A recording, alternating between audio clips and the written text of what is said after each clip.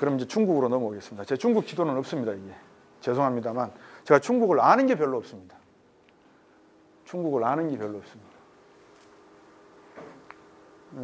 중국 지도가 별로 없어요. 사실은 제가 중국을 아는 게 없어갖고 전부 온통 뭐 이런 쓸데없는 소리만 삑삑 해제끼고 근데 제가 책에 뭐라고 중국에 대해서 썼냐면 이거를 확 넘어가 버립니다. 죄송합니다. 좀 돌려주시겠어요? 아까 그 마지막 지도 가지고 그냥 말씀을 드려야 되겠다. 인류 4대 문명이 어디죠? 황하, 또 메소포타미아, 인더스, 나일, 그죠? 이집트. 네, 내가 그러면 인류의 문명 발상지가 이렇게 찍혀 있는데, 이렇게 찍혀 있는데, 총균세라는 책을 읽어보셨는지 모르겠지만, 그 다음에 농경민에 툭 때리는 게 이제 소위 말하면 전자기파 논리에 보면 헤르츠 원리가 이렇게 되어 있거든요. 전파의 방향이 이렇게 가면 전기의 방향은 이렇게 간다는 말씀입니다. 그래서 전기와 자기의 파장이 서로 교환해서 일어나고 이게 주파수를 만드는 얘기인데 이 발전이 어떻게 되냐 그러면 이렇게 코일이 되어 있는 부분에 막대기 하나가 들어와 가지고 이렇게 상하 운동을 하게 되면 여기에 뭐가 생깁니까? 자기장이 생기고 전류가 만들어지죠. 그죠? 그 원리입니다. 인류 역사도 똑같이 한번 물리학적으로 보십시오. 여기에 가만히 잘 살고 있는 것을 이 노마드들이 와서 때려버립니다. 그러면 이제 빵 깨지죠. 우리 금융경제학에서는 바이너 프로세스가 발생합니다. 꽃가루를 갖다 물 위에다 탁 얹어 놓으면 쫙 퍼지잖아요. 그 바이너 프로세스거든요. 그럼 이게 쫙 퍼집니다. 그러면서 여기에서 이제 수많은 또 변수들이 막 자기장인들이 일어납니다. 중국이라고 하는 나라를 한번 가만히 아까 제가 이상균 교수님께서 정말 좋은 자료를 주셔서 다행인 게 1921년 그 전에 명청시대 그 전에 대원시대까지만 가도록 하죠. 수당시대에는 뭐가 핵심이었을까요? 수나라와 당나라 시대에는 농업경제니까 수로 치수입니다. 그래서 법자도 물수자에 갈 것자라고 했지 않습니까? 예. 그러면 수나라 시대는 댐을 만들어서 범람하지 않도록 물을 관리하는 게 수양제의 이거였습니다. 업적이었습니다. 당태종의 업적은 가도만 가지니까 안 되더라고요. 그래서 물길을 여러 갈래로 텄죠. 이게 당태종의 핵심입니다. 직관이고 비전입니다. 그 뒤에 나타난 원시대, 그다음에 명시대, 청시대는 개념이 농경시대가 아니라 그 다음부터는 치고받고 싸우는 시대입니다. 노마드가 와서 때리고 하는 시대입니다. 그러면 중국의 저 문명이 어떤 분이 저한테 그렇게 말씀하셨습니다. 대만에 가서 한번 대만 국립박물관을 일주일 시간을 가지고 보라 그러시더라고요. 그 중국의 역사가 그러니까 장개석 총통이 도망쳐 나오면서 사람을 싣지 않고 중국의 위대한 유물을 배에다 싣고 온 그 유물들이 어떤 유물들이 있는지 한번 가서 보라 그러더라고요. 다시 말하면 이제 중국의 저력을 한번 보라는 말씀이겠죠. 그러면 우리가 비록 중국을 어떻게 평가하고 있는지는 모르겠습니다만 우리의 역사를 잠시 따와서 한번 이렇게 비교해 보면 어떨까요? 대한민국이 경제 성장을 할 때 부동산 가격이 올랐습니까? 안 올랐습니까? 올랐죠. 맞죠? 올랐죠. 그럼 중국 부동산 가격이 오르는 것 같고 왜 호들갑이 그렇게 심합니까? 30배 오르는 거, 40배 오르는 거 당연하지 않아요? 대한민국은 몇 배 올랐어요? 300배 오르지 않았나요? 예? 그러면 제가 에피소드 하나 알려 드릴까요? 중국 가서 광저우에 가서 우리나라로 치면 용산시장 같은 곳을 갔는데 한 분이 드론을 갖다가 하나 사서 선물을 하시겠다고 드론 가게 아시죠? 한 두세 평 남짓한 작은 가게 들어가서 이 드론 얼마입니까? 하니까 그 여주인의 돌아온 질문이 뭔지 아세요? 10만 개 필요해요? 20만 개 필요해요? 스케일이 틀립니다. 경제학에서 이코노미즈 오브 스케일이라고 있습니다. 이코노미즈 오브 스케일, 스케일이 틀리면 그 다음에 뭐가 달라집니까? 또 이코노미즈 오브 스코프, 범위도 달라집니다. 이코노미즈 스코프이 달라지면 그 다음에 달라지는 것이 또 이코노미즈 오브 덴시티입니다. 밀도에 달라집니다. 그럼 중국의 밀도와 우리의 밀도가 다르다고 할 때 중국 부동산 가격이 오르면 오르는 것이지 왜 그걸 갖고 딴지를 걸까요? 우리가 곧 망한다 그러잖아요. 예? 부동산 그림자 금융 뭐 이것 때문에. 두 번째, 화웨이가 미국 기술을 도둑질했다. 질문, 대한민국은 도둑질 한 게 없나요? 기술 중에? 후발국이 선진국을 따라잡는 가장 쉬운 방법은 그렇죠. 이미테이션 하는 거죠. 아니면 스틸 하는 거고요. 그죠? 그건 내추럴한 겁니다. 근데 왜 그걸 가지고 저러니까 곧 망한다. 이거는 망하는 근거에서 완전히 배제돼야 되는 거죠. 망하는 근거는 어디에 있다고 보십니까? 그러면 어디에 망할 수 있는 가능성이 있을까? 중국은 정치 체제에 있죠. 정치 체제. 시진핑 체제가 과연 무사할까? 중국이 1978년 시장 개방을 하면서 등소평이 이런 말을 합니다. 홍묘백로는 다 아십니까? 앞으로 30년은 경제 성장의 과정이다. 화평 굴기. 예. 내 한 명을 치료하기 위해서 의사를 만드느니 차라리 10,000명의 환자들을 치료하기 위한 보건의를 양성하겠다. 이게 중국의 기본적인 생각이었습니다. 2008년 거창하게 성공을 했죠. 누가 또 도와줬습니까? 서프라임 위기. 2008년부터 30년은 무슨 30년? 이건 제가 한 말이 아니라 China is Rising이라고 하는 CSIS 미국 국제전략연구소에서 피터슨 II와 함께 쓴 책에 나온 내용입니다. 하룻밤만에 제가 다 읽었습니다.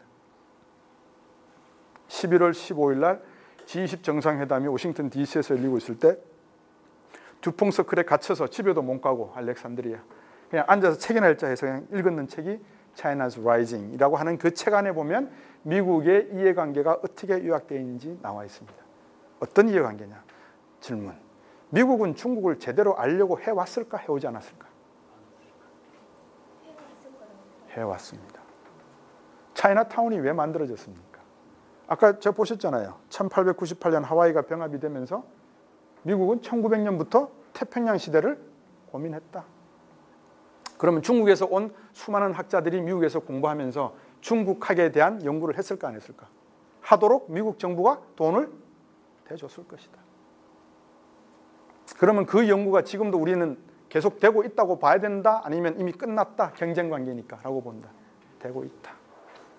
그러면 어떤 나라는 정권이 바뀌니까 한국경제문제연구소라고 하는 미국의 비영리단체의 연구기관을 폐쇄를 하는데 이 나라는 계속해서 중국 연구를 할 수 있도록 자본을 지원해주고 연구 보고서를 책으로 만들어내고 그 책을 들여다보면 더 기가 막힌 게 중국이 일어나고 있다는 주제를 담았으면서도 불구하고 대만과의 관계, 한국과의 관계, 일본과의 관계, 중동과의 관계, 인도와의 관계가 모두 다 정리되어 있습니다. 이해가 되십니까? 그게 국가의 이해관계입니다. 그럼 대한민국 경제 성장을 지속 가능성을 이야기하려고 그러면 대한민국은 어떻게 봐야 됩니까? 미국 경제, 중국 경제, 유럽 경제, 일본 경제, 동남아 경제에 대한 전문가들이 대한민국에 넘쳐 흘러야 됩니다. 백가쟁명, 아까 저 대약진 운동 시대 때 벌어졌던 그 다음에 저 문화혁명 시대에 나중에 모 대통령이가 비난을 받으면서 허가를 했잖아요. 백가쟁명의 세계를 만들어줬잖아요. 그죠? 나와서 떠들어라. 막 그런 전문가들이 대한민국에 넘쳐 흘러야 됩니다. 맥주집에서 뒷담화 하는 것도 스트레스 푸는데 중요한 겁니다. 사실은. 하지만 그보다도 더 중요한 것은 그분들을 리드해 나갈 수 있는 오피니언 리더들이 진정한 자기의 논리와 가치와 기준을 가지고 설득하거나 주장할 수 있는 그런 환경들이 만들어져 있어야 된다는 겁니다. 그게 우리끼리만 하면 됩니까? 안 됩니까? 더군다나 안 되죠. 이게 어떻게 돼야 되죠? 적어도 동북아시아에서만큼은 우리가 뭘 해야 됩니까? 컨벤션 리더가 돼야 되지 않습니까? 중국 학자들 오라, 일본 학자들 오라, 대한민국에서 컨벤셔널리 한번 디스커스 해보자. 이런 것들이 누가 뒷받침해야 돼요? 정부가 뒷받침해줘야죠. 누가 뒷받침합니까? 과연 이런 조직적인 직관과 비전을 가지고 대한민국을 운영할 수 있는 사람이 대한민국 현지에 존재하느냐. 이게 적어도 존재한다면 저는 있다고 봅니다. 저는 있다고 봅니다. 훌륭한 분이 대한민국에 분명히 계십니다. 저는 있다고 봅니다. 근데 그분이 만약에 지금 세상 밖으로 하고 나왔습니다. 짠! 하고 나왔습니다. 서바이벌 할까요? 서바이벌 못 할까요? 못 합니다. 그런데 무슨 경제 성장을 원하시고 정치 안정을 원하시고 통일을 원하십니까? 그러니까 이제 관심 있는 게 뭡니까? I don't care about the others. 난 모르겠고 내가 돈 벌려면 어떻게 해야 되지? 아니 뭐 제가 비난하는 거 아닙니다. 예, 아니, 그거 중요한 거죠. 자 보십시오. 제가 최저임금 이야기도 말씀드리겠지만 자 생각해 보십시오. 30세 취직하지 않습니까? 30세? 그럼 은퇴 나이가 얼마죠? 60세죠 지금 법적으로. 근데 이걸 65세까지 연장된다고 가정하십시오. 그러면 평생 일할 수 있는 연도는 연령은 해수는 35년. 그러면 이거를 평균 연봉을 한번 계산해 보십시오. 평균 연봉 얼마로 계산하실랍니까? 35년 동안 일하는데 매년 받는 연봉을 평균적으로 계산했을 때 8천만 원 계산해 보십시오. 뭐 8천만 원. 그렇게 되지 않았겠지만 8천만 원 계산해 보십시오. 매년 8천만 원 받는다. 그러면 35년 곱하기 8천만 원 하면 얼마입니까? 28억. 만약에 부모님 잘만 자녀분이 있다면 부모님 돈 써가면서 자기가 받은 월급은 꼬박꼬박 저축하면 28억 모읍니다. 세전.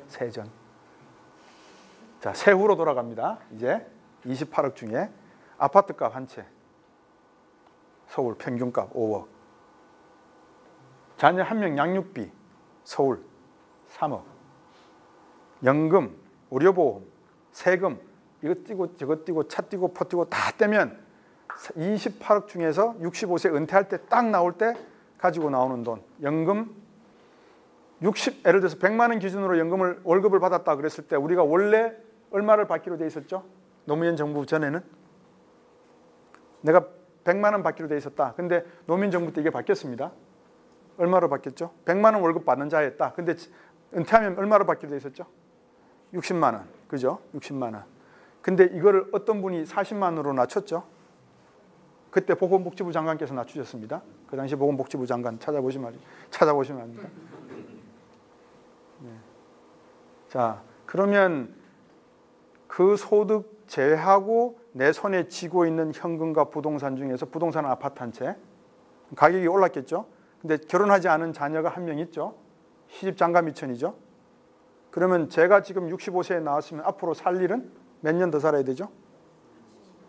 30년. 오 마이 갓.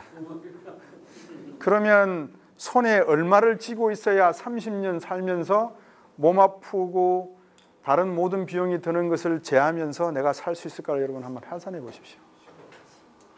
그렇죠. 10억 정도 있어야 되겠죠. 근데 그게 가능한 이야기입니까? 이게 앞으로 보이는 건데 이게 안 보이는 게 아니잖아요. 논이잖아요. 논. 근데 우리가 어떻게 살아가죠? 마치 unknown처럼. 논을 논으로 알고 가야 되는데 논을 unknown으로 간다는 거예요. unknown을 논으로 가져가도 시원찮을 판에 예? unknown을 unknown하는 것은 내추럴한 거고 자연적인 거고 unknown을 논으로 가져갈 수 있는 게 국가가 해야 될 일이고 오피니언 리더분들이 하셔야 될 일이잖아요. 근데 이 논을 unknown으로 가는 거예요. 아, 난 몰라. 너희들이 알아서 해. 나는 헬조선 할 거야. 이런 식으로 나가버리면 할 말이 없지 않습니까? 첫 번째입니다. 그러면 여러분 미래 세대에게 무엇을 어떻게 이야기하시겠습니까? 제가 그 학생들한테 그랬습니다. 봤지? 왜 아버지 어머니들이 전두환 때가 좋았다라고 하는지 이제 알겠지? 근데 이게 좋아서 좋은 게 아니야. 여기에는 수많은 함정들이 숨어 있었던 거야. 바깥 세계가 좋아서 좋았던 것이지 우리 내부적으로는 좋았던 게 결코 아니야. 이때 누가 나서서 과연 지금 전화 이대로 나가면 아니되옵니다. 지금 좋을 때 make haze when sun shines. 햇빛이 내리칠 때 건초를 만들으라고 그랬는데 지금 빨리 각하 경제 구조조정 해야 됩니다. 라고 했던 사람이 있었을까요? 없었을까요? 없습니다. 지금 있습니까? 없습니까? 없는 것 같습니다. 그러면 지금 여러분들이 이렇게 귀한 시간에 저도 귀한 시간입니다. 저도 지금 우리 어부인께서 오시기 때문에 공항을 막 달려가봐야 됩니다. 요즘 잘 보여야 됩니다. 이렇게 귀중한 시간에 오셔서 각자 도생의 길을 찾으려 오시는 것인지 아니면 우리가 한번 다 같이 가보자라는 의미로 이 포럼을 하시는 건지 한번 고민을 해보십시오. 가장 기본적인 걸 또 한번 감히 여쭤보겠습니다. 혹시 소사이어티와 커뮤니티의 차이점을 구분해 보실 수 있습니까? 소사이어티와 커뮤니티. 영어 자꾸 써서 죄송합니다. 소사이어티는 사회고, 그죠? 커뮤니티는 공동체. 그러면 소사이어티는 각자의 이해관계가 다른 분들이 모여 계시는 곳이지만 커뮤니티는 이해관계가 동일한 부분이 많은 분들이 모여 있는 곳이 커뮤니티입니다. 그러면 5천만이 살고 있는 이 반도 땅 22만 평방 입방킬로미터의 제곱킬로미터 내에 살고 있는 5천만이 커뮤니티입니까? 소사이어티입니까? 소사이어티겠죠. 우리가 경제 성장을 할 수 있었던 것은 소사이어티가 아니라 나도 한번 잘 살아보세 라고 하는 커뮤니티 의식이 있었기 때문에 가능했습니다. 근데 그 커뮤니티 의식은 누가 불러일으켰는지 한번 고민해 보시기 바랍니다. 제가 어느 분에게 한강의 기적이라 그랬다가 혼쭐이 났습니다. 정신 나간 놈이. 이게 경제학자 아니라는 거예요. 이게 왜 한강의 기적이라는 거예요. 우리 노동자들이 만들어 놓은 땀의 결과물이지 사람이 만든 거지 이게 왜 기적이냐는 거예요. 맞는 말씀이잖아요. 그러면 1960년대부터 산업근로자 베트남 전쟁 가서 싸우고 독일 가서 그거 하고 한 사람들이 그분들이 자 토요일 날 주휴 15시간 근무제 따졌습니까? 아니면 야 잔업 있다 좀 나와라 그럼 나와서 했습니까? 했죠. 그러면 정부는 그분들이 산업근로자들이 앞으로 무엇이 될 사람들입니까? 이분들이 앞으로 계층으로 어떤 사람들이 될 계층입니까? 못 살던 시대 중산층이 될 사람들이잖아요. 그럼 비스마르크가 한 정책이 뭐예요? 보수주의자 비스마르크가 저 중산층들이 앞으로 경제가 발전하게 되면 틀림없이 요구하는 목소리가 커질 거니 지금 빨리 의료보험 만들고 국민연금제 만들자고 한 게 비스마르크의 정책입니다. 그러면 보수라고 하는 분들은 자기 배 불리는 것도 중요하지만 시대가 바뀌어서 소득이 60불, 1000불, 5000불, 만불이 됐을 때 세계사는 어떤 방향으로 인류 문명이 전개됐는지를 제대로 공부해서 이거를 지도자에게 이야기하고 아니면 자기가 지도자가 되든지 했었어야 된다는 거죠. 그거를 우리가 놓쳤다는 게 제 해석입니다. 그래서 경제대전망 책에는 그렇게 나와 있습니다. 미국 이야기 제가 방금 보여드린 지도 이야기를 제가 쫙 뽑아서 해드렸습니다. 그다음 중국 이야기 쫙 해드렸습니다. 중국 이야기 중에 제가 빠뜨린 게 하나 있는데 최근에 나온 5G 화웨이 이야기 거기 살짝 숨어서 녹아들어 있습니다. 화웨이의 칩 안에 스파이 칩이 들어있다 없다 하는데 한번 생각해 보십시오. 중국이 GPS 시스템의 원리를 한번 말씀드릴까요? GPS 시스템 원리를 아시는 분 어떻게 해서 이게 개발이 됐다. 이게 저 피타고라스 정리까지 내려갑니다. 좌표를 끄면은 요 있는 점을 쉽게 이야기할 수 있죠. X축 5, Y축 3. 그럼 여기 있는 점을 그대로 읽어낼 수 있죠. 그죠? 그래서 런지튜드, 레티튜드를 끌어서 여기다가 포인트를 찍어냅니다. 이걸 찍어내려면 뭐가 있어야 되죠? 새틀라이트가 있어야 되죠. 그죠? 인공위성이 필수입니다. 그러면 이 GPS 시스템을 만약에 중국이 미국의 GPS 시스템을 쓴다. 그러면 자신의 빅데이터가 미국으로 흘러 들어갑니까? 안 들어갑니까? 들어가죠. 그래서 중국이 개발했습니다. 뭐죠? 북두칠성, 베이두. 작년 12월 27일부터 가동 시작했습니다. 중국이 왜 5G 기술이 앞서는지 아세요? 혹시? 미국은 여러분들 가시면 아시겠지만 철도길이 쫙 지나가면 그 옆에 전신줄이 쫙 지나갑니다. 전신줄 지나가면 그 밑으로 뭐가 지나가죠? 광케이블이 지나갑니다. 중국은 광케이블 깔았습니까? 안 깔았습니까? 없죠. 그러니까 전 뭐예요? 온라인 무선 전화입니다. 그럼 5G를 쓸 때 유선과 무선 중에 경쟁력이 기본적인 기술은 유선에 있지만 응용 프로그램은 어디에 더 많이 생깁니까? 무선에. 그럼 중국 가시면 QR코드 다 찍으시잖아요. 주문하실 때도 QR코드 주문하시잖아요. 요새는 뭐 거지분들도 QR로 돈 받는다면서요. 진짜로요? 예. 돈 없다, 현금 없다 그러면 웃으면서 스마트폰 꺼내서 여기다 찍어줘 이래요. 그게 중국입니다. 저들이 웃지만 사실은 이게 상당히 무서운 이야기입니다. 그럼 앞으로 기술 문명도 누가 앞선다? 중국이 앞선다. 그럼 우리는 뭘 준비하고 있나요? 뭘 준비하고 있어요 지금 우리는? 그러면 중국을 한번 쳐다보십시오. 이렇게 막 쳐다보고 야 저놈들 참 운 좋다. 근데 말이야 너들 말이야 그림자 금융 큰일 났어. 3,265억 위안이나 너들 돼. 그거는 그냥 공식적인 이야기고 몰라. 1조 위안인지 몰라. 너희들 전부 엉터리잖아. 가짜잖아. 공망해. 라고 가정하고 중국을 보는 게 보수적이고 합리적일까요? 아니면 야 앞으로 2050년이 돼서 만약에 이 패권 구도가 바뀐다면 신태평양 패러다임은 어떻게 변할까? 중국의 리더들이 어떤 생각을 하고 있을까? 야 시진핑 연구가 너 지금부터 시진핑 연구 들이다 파. 아니면 공청당, 태자당, 상하이방에 있는 상무위원 7명의 과거의 역사와 자술서가 있으면 그 뭐라 그러죠? 위인전? 뭐라 그럽니까? 자서전 있으면 다 끄집어내서 그 집 적어도 한 300까지는 파고 올라가가지고 저 집안은 어떤 사상을 갖고 있는지 연구해봐. 그 연구 프로젝트 나온 거 있나요? 없죠. 한편은 정한수 떠놓고 기다립니다. 망하게 해주십시오. 저놈들을 망하면. 근데 여러분 그거 아세요? 1997년에 우리가 외환위기를 돌파하는데 중국이 결정적인 역할을 했다는 거 아십니까?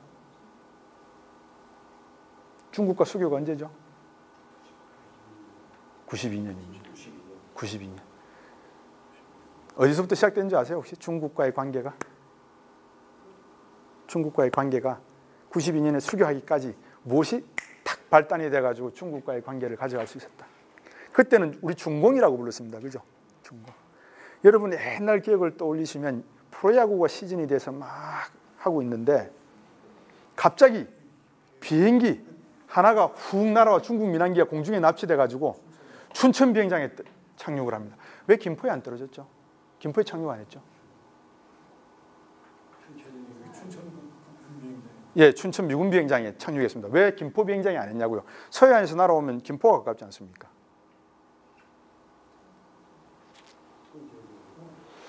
우리나라와 국교가 안 되어 있기 때문에 김포 관제사가 미군과 국교가 되어 있는 춘천 비행장으로 착륙을 시켰습니다. 모르셨죠? 저도 몰랐었습니다. 근데 공부를 하다 보니까 알게 되더라고요. 그래서 이제 93년에 우리가 중국 대표단이 김포로 오면 그분들을 데리고 김포 가도를 쫙 달리면서 대한민국의 발전상을 보여주니까 중국 친구들이 눈이 휘둥그레진 거예요. 근데 이제 그래가 잘 마무리되고 끝났어요. 85년도에 무슨 일이 있었죠? 85년도에 서해상에서 중국 해군이 6명의 동료를 기관총으로 쏴 죽이고 기순합니다. 예, 기순합니다. 그 대치 상황에서 과거 83년도에 그 협상 경험이 발휘가 되어서 우리와의 충돌은 피했습니다. 85년입니다. 그 다음에 뭐가 있었죠? 86년도에 아시안게임. 88년도에 중국이 왔습니까? 중공이 왔습니까? 안 왔습니까? 왔습니다. 국교 수교했습니까? 안 했습니까? 88년까지 안 했습니다. 91년도에 뭐가 있었죠? 구소련 붕괴. 89년에 베를린 장벽 붕괴. 90년에 독일 통일. 91년에 소련 붕괴. 그 다음에 91년도에 또 남북 통일 이야기 하시면서 이야기는 또 모르죠. 남북한 동시 유엔 가입. 그것을 명분 삼아서 92년도에 우리와 국교 정상화를 합니다. 기억나실지 모르지만 서울역이나 청계천에 중국 분들이나 우리 교포분들이 오셔가지고 약 이렇게 놓고 팔던 장면 기억나세요? 네, 그분들이 왔던 시절입니다. 그 국교 정상화 덕분에 97년 외환위기 때 우리가 연 평균 200억 달러 정도의 수출을 중국에 하기 시작하면서 우리 경제가 극복하기 시작한 겁니다. 극복했다는 것은 우리의 기본적인 틀을 완전히 바꿨다 이 뜻이 아니고 임기응변으로 벗어났다, 날 수 있었다 이 말입니다. 그래서 97년도에 우리가 외환위기를 극복을 했습니다. 빠르게 극복할 수 있었습니다. 중국의 덕을 봤습니다. 자, 그러면 우리는 어쨌든 간에 미국과 함께 가야 된다. 6.25 전쟁 때 이 광복도 미국 덕이고 6.25 전쟁도 미국 덕이고 산업화도 미국 덕이니까 우리는 미국과 가야 된다. 아니야. 앞으로 중국 패권봐. 무서워. 중국과 가야 돼. 그러면 우리가 지금 해야 될 것은 뭡니까? 할 수 있는 것은 뭡니까? 제한적이잖아요. 아까 말씀드렸던 중국이 앞으로 어떤 사회로 변할 것인가를 예측해내야 되겠죠. 경제, 사회, 문화, 철학적으로 중국이라고 하는 사회 구조가 어떤 방향으로 변할 것인가. 트럼프 대통령이 왜 갑자기 나왔지? 국가주의자, 포퓰리즘, 프로텍셔니즘의 대표적인, 지금까지 미국이 동맹외교 중심으로 2차 세계대전 이후에 겸손을 바탕으로 한 동맹외교를 근간으로 전 세계를 지배해 왔는데 갑자기 트럼프가 나와서 다 필요 없어, 다 필요 없어. 그럼 만들어. 이게 무슨 시대적 의미가 있지? 이런 중국과 미국이 어떤 방향으로 변할지를 빨리 캐치해내야 될 시점이잖아요. 뭐 하고 있어요, 우리? 우리는 뭐 하고 있습니까? 모르겠습니다, 저는. 그래서 제가 책에서 전망은 이렇게 했습니다. 역설적입니다. 미국과 중국이 이렇게 사자와 용이 으르렁거리면서 사자의 몸을 감고 사자는 두 개의 어금니를 용의 목에다가 꽂으려고 하고 있는 이 싸움터에 대한민국은 싸워라, 이겨라, 불구경하고 있는지 싸움 구경하고 있는 건지도 모르겠고, 쟤들 싸우는 틈에 용빈을 떨어지면 저게 값 나간다더라. 저거 떨어지면 우리가 주워와서 뭘 해야 되겠다. 중국 이빨 저 어미 하나 빠지면 저거 상하만큼 단단하다. 저거 가져와서 뭐 해. 이 생각을 하고 전략적, 전술적으로 하고 있는 게 있나요? 저는 없다고 봅니다. 그러면 경제학자들이 이야기하는 것처럼 산업구조 바꿉시다. 저도 책에서 이야기했습니다. 뭐 심볼 이코노미로 바꿉시다. 제가 모처에 가서 세미나에 참석해서 모더레이터로 이야기할 때 제가 질문을 이렇게 했습니다. 대한민국을 금융센터로 개발하자. 좋은 말씀입니다만 질문 드리겠습니다. 싱가포르, 상해, 도쿄, 홍콩 손가락 빨고 앉았습니까? 대한민국이 금융 허브로 성장하려고 할 때 상해, 홍콩, 싱가포르, 도쿄 금융시장은 손가락 빨고 한국이 올 때까지 기다리자 이러고 있을 거야? 아니면 우리는 못 올라갈 나무를 지금 바라보고 있는 겁니까? 만약에 진정으로 거기에 가기를 원한다면 우리가 누구와 함께 손을 잡아야 될까요? 미국입니까? 중국입니까? 미국의 왜 시카고 보드 오브 트레이드와 시카고 머켄탈 익스체인지와 뉴욕 스탁 익스체인지와 수많은 프라이빗 익스체인지가 뉴욕 월스트리트에 존재한다고 보십니까? 왜냐하면 기본적으로 세계 시장의 곡물 가격을 누가 결정한다? 미국이 결정한다. 다른 말로 하면 패권은 누가 쥐고 있다? 미국이 가격 결정 패권을 쥐고 있다. 그러면 중국이 그거를 안다 모른다? 100% 알죠. 그러니까 위안화를 기축통화화하려고 할 것이고 상해 금융시장을 키우려 할 것이고 상해 금융시장을 키우려니 홍콩에 있는 금융시장을 서킹할 것이고 빼올 것이고, 그러니까 홍콩은 상대적으로 위상이 낮아지고 상해가 뜨고 있고, 이런 모든 일련의 과정이 제 눈에는 보이는데 왜 일반 국민들 눈에는 안 보이십니까? 라고 제가 여쭤보는 겁니다. 그래서 전망을 한번 제대로 해보시라는 겁니다. 얼치기 전망하지 마시고 가짜 전망하지 마시고 뒷담화하지 마시고 오피니언 리더면 리더답게, 보수의 가치를 주장하면 보수답게, 진보의 가치를 주장하면 진보답게 말로 시원하게 팍 쏘면 좋잖아요. 예를 들면 30년 동안 최저임금도 못 받고 사는 게 좋습니까? 노동시장의 기본 원칙이 뭡니까? 경제학에서 임금은 무엇에서 결정되죠? 마지노 프로덕티비티 오브 레이버죠. 뭐. 그럼 대한민국 노동 생산성이 증가, 원칙입니다. 원칙. 무슨 말씀인지 아시겠죠? 그러면 지금까지 자본가들은 MPA라도 제대로 지불해 줬냐? 안 했단 말입니다. 그죠? 그러면 뭔가 바뀌어야 되잖아요. 그게 정부의 기능 아니겠습니까? 그러면 그것을 갑자기 2년 안에 26% 올리고 거기다가 주요 수당까지 줘버리면 실제 최저임금 상승률이 33%까지 돼버렸다고 하는 이 세상에, 경기가 좋으면은 문제가 안 될 수도 있는데 조선업 경기, 자동차 경기, 기계금속 경기, 대한민국 전반적 경기가 지금 하강 국면. 왜? 미중 간의 다툼이 시작됐으니까. 이게 금방 끝날까? 세상에 패권을 겨루는 애들이 2년 만에 단판으로 끝난다? No way. 그럼 이게 5년, 10년 갈 거면 우리는 그동안에 뭐 할 건데? 이 질문에 대한 전망입니다. 그래서 제가 나온 전망의 결론은 그겁니다. 한국은 앞으로 0에서 1%의 성장률로 갈 것이다. 만약 지금 이대로 뒷담화하고 있으면.